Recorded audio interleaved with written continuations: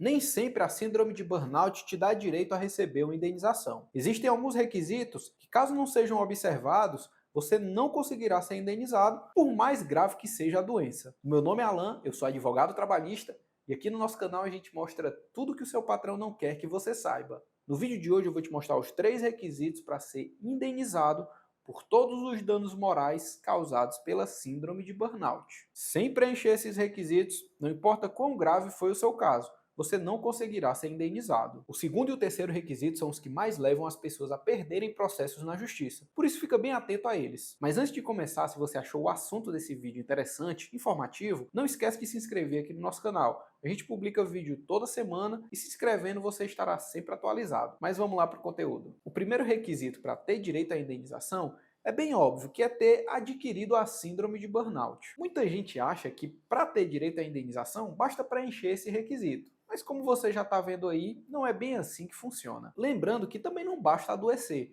você precisa provar que isso aconteceu. E para fazer isso, você pode utilizar atestados, receitas e laudos do psiquiatra e psicólogo que te acompanham. Outra coisa que você pode utilizar é os laudos do INSS, caso tenha se afastado, e a comunicação de acidentes de trabalho. A CAT. Se você adoeceu por causa do trabalho e não sabe o que é a CAT, toma cuidado. Ela pode te ajudar bastante, inclusive a adquirir a estabilidade no emprego. Eu vou deixar aqui na descrição um outro vídeo que eu te falo tudo sobre a comunicação de acidentes de trabalho por conta da síndrome de burnout. O segundo requisito para ter direito à indenização por danos morais é provar que a doença foi causada pelo trabalho. E eu imagino que você já deve estar pensando aí que ou esse advogado é louco ou ele está muito desatualizado, já que a OMS reconheceu que a síndrome de burnout é causada pelo trabalho. E sim, eu sei que a OMS já reconheceu que a síndrome de burnout é desencadeada por conta de um estresse mal gerenciado no trabalho. E eu te digo até mais. Para a lei brasileira, desde 1999, a síndrome de burnout pode ser considerada como doença do trabalho. A questão é que para a justiça, só isso daí não é o suficiente. Para a justiça, mesmo com o diagnóstico comprovado da síndrome de burnout, você vai ter que fazer duas coisas. A primeira é passar por uma perícia médica na Justiça do Trabalho por um médico psiquiatra ou um médico do trabalho de confiança do juiz. E a segunda coisa é provar para o juiz que existiam riscos no seu ambiente de trabalho que podem ter te levado ao adoecimento. Calma que eu vou explicar isso melhor. Ao entrar com um processo de indenização por danos morais, você será submetido a uma perícia médica na justiça. O objetivo dessa perícia é confirmar que você está doente, que a doença está ligada ao trabalho e se ela é ou não incapacitante. Não tem para onde correr. Em todos os casos de síndrome de burnout, você tem que passar por essa perícia. Inclusive, olha só esse caso, em que o Tribunal Regional do Trabalho de São Paulo anulou uma sentença em que o juiz entendeu por bem não fazer uma perícia médica em caso de síndrome de burnout. Tá vendo como esse negócio é importante, né? Então vamos lá, voltando aqui. Depois dessa perícia, o médico perito vai emitir um laudo dizendo se você está ou não doente, se a doença está ou não ligada ao trabalho e se você está ou não incapacitado para o trabalho. Ao passar por uma perícia desse tipo, o médico perito, além de analisar toda a tua documentação, como atestados, laudos, receitas, ele vai conversar com você e você vai fazer diversas afirmações e alegações.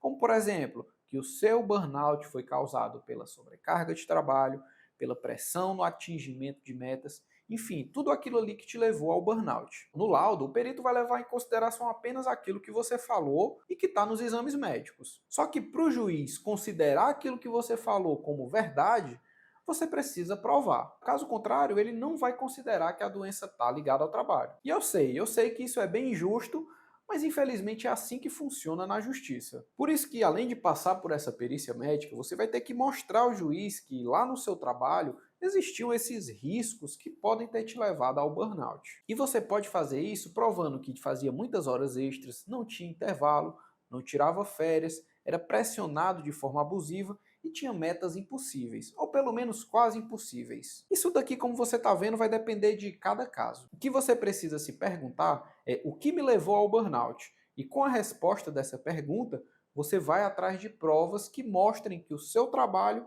foi o que causou o adoecimento. Agora eu preciso que você tenha muita atenção, porque esse último requisito é o que mais leva as pessoas a perderem processos na Justiça do Trabalho. Além de mostrar que adoeceu, que a doença está ligada ao trabalho, você vai precisar mostrar que a empresa é culpada pelo seu adoecimento. Mas calma, essa culpa aqui ela é bem mais ampla do que a gente está acostumado. Você não vai precisar mostrar que a empresa tinha intenção de que você adoecesse. Não é assim que funciona. O que você precisa mostrar é que a empresa assumiu o risco de que você pudesse adoecer. E geralmente você pode fazer isso de duas maneiras. A primeira é mostrando que a empresa descumpriu uma lei ou uma norma de segurança do trabalho, e a segunda é mostrando que ela agiu de maneira irresponsável em relação à saúde e segurança do trabalho. Calma que eu vou explicar melhor. A primeira situação em que a empresa descumpre uma lei ou uma norma de segurança do trabalho acontece quando, por exemplo, a empresa exige que você trabalhe mais de 2 horas extras por dia.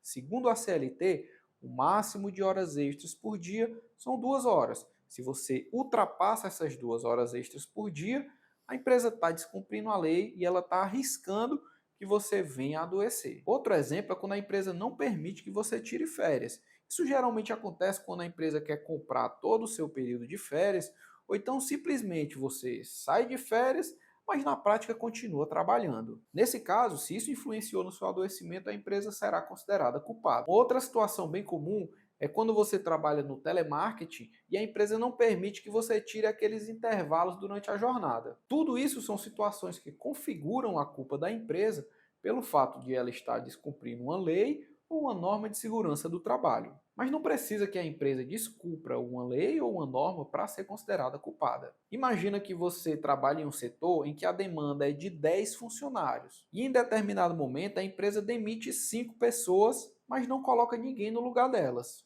Obviamente, quem ficou estará extremamente sobrecarregado trabalhando por 2. Nesse caso, apesar de não ter nenhuma norma ou regra dizendo que a empresa não poderia ter demitido aquele pessoal, caso vocês venham a adoecer, caso essas 5 pessoas que ficaram venham a adoecer, a empresa terá culpa no adoecimento. Por quê? Porque ela assumiu o risco de que aquele pessoal que ficou estaria sobrecarregado. Então vamos aqui comigo. Resumindo tudo, para você ter direito a receber uma indenização pelos danos morais causados pela síndrome de burnout, você precisa mostrar que preenche 3 requisitos. O primeiro é que você adoeceu, o segundo é que a sua doença está ligada ao trabalho e o terceiro é que a empresa teve culpa. Se você preencher esses 3 requisitos, você pode entrar com um processo contra a empresa e exigir uma indenização por danos morais. E eu vou deixar aqui na descrição um outro vídeo que eu te explico de forma detalhada como funciona um processo como esse. Também temos um outro vídeo aqui no canal em que eu falo sobre o valor dessa indenização por danos morais. Eu também vou deixar ele aqui na descrição do vídeo. Se você gostou desse conteúdo, se achou ele interessante, informativo, não esquece de se inscrever aqui no nosso canal. Assim o YouTube vai te avisar sempre que a gente publicar um conteúdo novo. E você ainda nos ajuda a alcançar mais pessoas que precisam desse tipo de informação. Obrigado por assistir até aqui, um abraço e até o próximo vídeo.